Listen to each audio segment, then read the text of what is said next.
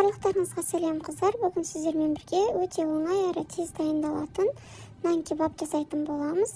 Өте тойымды, балаларға мектепке жасап берсеңіздер де, үйде дайындасаңыздар да сіздерге ұнайды деген сеніммен осы рецепті ұсынып отырмын. Олай болса, қалай жасалу жолымен бөлісейін. Ең алдымен суға тұзды салып, араластырып аламыз. Үстінен сүтті құямыз. Менде ашыған сүт, сондықтан осындай ірітік болып тұр. Артынша майды құямыз, одан кейін дрожжи салып, жақсылап араластырамыз. Сосын үстіне рецепте берілгендей ұн салып, жақсылап қамыр илейміз. Бізде осындай массадағы қамыр пайда болады. Ең соңында өсімдік маймен қолдарыңызды майлап алып, осылай барлығын жақсылап жинап, араластырып, бетін жауып ашытуға қоямыз. Шамамен 1 сағатта көтеріліп шығады. Мына илеген қамырдың ашыған күйі, сосын үстінен басып, қолымызбен біраз икемге келтіреміз. Қамырды зуалыларға бөліп аламыз. Осы қамырды барынша бірдей 6 зуалыға бөлдім.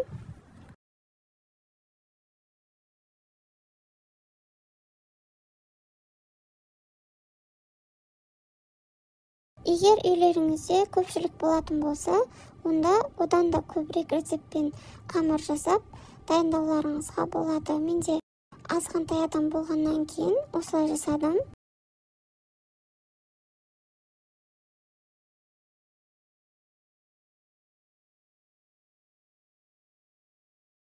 Осылай домалақтап формаға келтіріп алатын боламыз.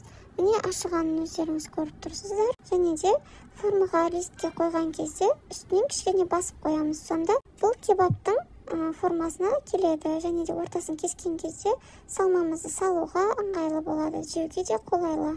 Артынша көтерілу үшін тағы да бетін жауып біраз уақытқа қалдырамыз. Осы арада ішіне салатын салманы дайындап алуға кірісеміз. Ол үшін етті турап шығамыз. Дәл видеодағыдай майдалап тураңыздар. Себебі пісуі тез болады.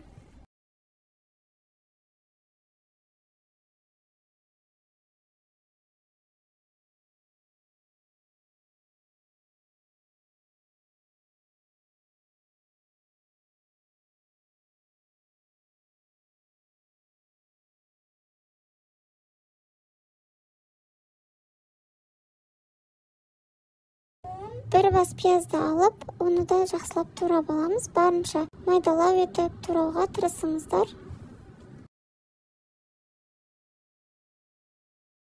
Содан кейін қызып тұрған тапамызға кішкене өсімдік майын құйып, сәл қызғаннан кейін етті салып қуыра бастаймыз.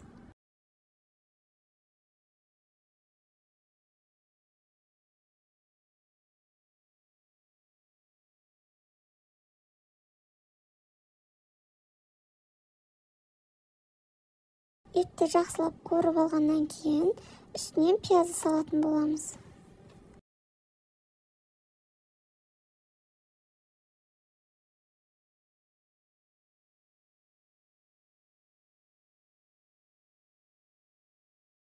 Пиязды салып, барынша қуырып, одан кейін дәміне қарай тұз, дәмдеуіштер себеміз мен паприка, қара бұрыш, және де зіре қостым. Сіздер өз қалауыңыздағы дәмдеуіштерді қосуларыңызға болады. Мен бірге 2 зубчик чеснокты алып, сарымсақты алып, осылай кішкене майдалап қосып жібердім. Бұл да ерекше дәм береді. Егер де қаламайтын болсаңыздар, қоспай қойсаңыздар болады. Одан кейін астын тайсалуға қойып, бетін жауып дымдап қоямыз. Міне піскен кезде осындай күйген еді. Етіміз 2 есе кішірейеді. Сондықтан дәл рецептегідей жасай берулеріңізге кеңес беремін. Салмамызды дайындап алғанымызша қамырымыз да көтеріліп қалды. Енді қамырдың бетіне жұмыртқаны жағып, сарысын жақсаңыздар да болады, немесе сарысы мен ағын араластырып жақсаңыздар да болады. Егер де қатты сарғыштау болсын десеңіздер, сарысы мен сүтті араластырып жақсаңыздар да болады. Менде осы жұмыртқаның сарысы қалған екен, сондықтан тек қана сарысын жақтым.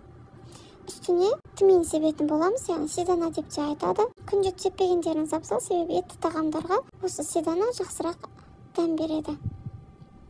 Пеште пісіріп алатын боламыз, беті қызарғанша. сосын егерде үйлеріңізде бар болса фиолетовый лук немесе кәдімгі пиязды алып осылай турап шығамыз. Мен кольцо етіп турадым. Сосын пиязды маринадтап аламыз. Ол үшін бізге тұз бен уксус қажет болады. Бір ыдысқа салып алғаннан кейін үстінен шым кішкентай ғана тұз қосып, артынша жарты шай қасық уксус қосып, барлығын жақсылап араластырамыз. Қолымызбен пияздың етін өлтіреміз.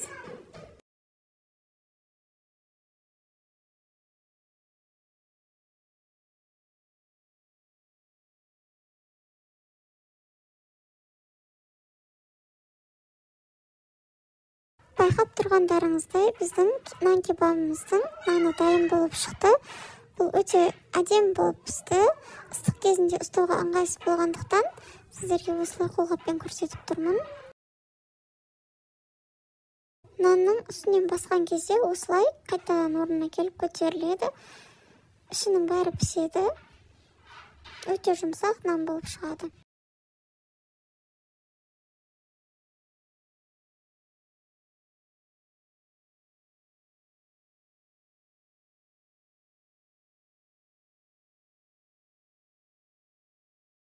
Енді нанды алып ортасынан кесуге кірісеміз. Соңына дейін апармаймыз. Тек жартысынан сәл асыра кесіп, соңғы жағын қалдырамыз. Ішіне начинкасын салған кезде, салмасын салған кезде өте әдемі көрінеді. Бір жағынан жеуге де ыңғайлы болады, шашылып кетпейді.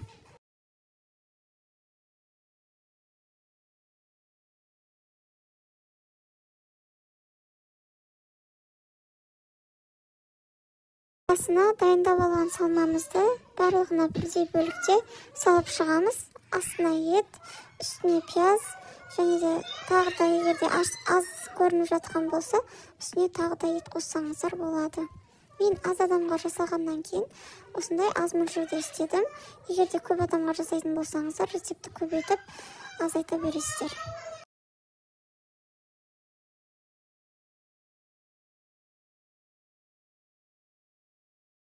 Міне біздің нан кебабымыз дайын. Егерде нанды бұндай күйінде, жұмсақ күйінде жегілеріңіз келмесе, границаға немесе тостерге алып бір рет салып алсаңыздар, өте дәмді болып шығады. Ол кезде қытырлақ болып, өзінің ерекше дәмі болады. Мен бірақ дастарханға осындай күйде ұсындым.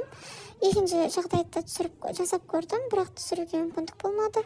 Екеуі де дәмді шықты, сондықтан сіздерге ұсынып отырмын. Диетада жүрген адамдар болса, дәл солай границаға басып алып, артынша жеуге болады.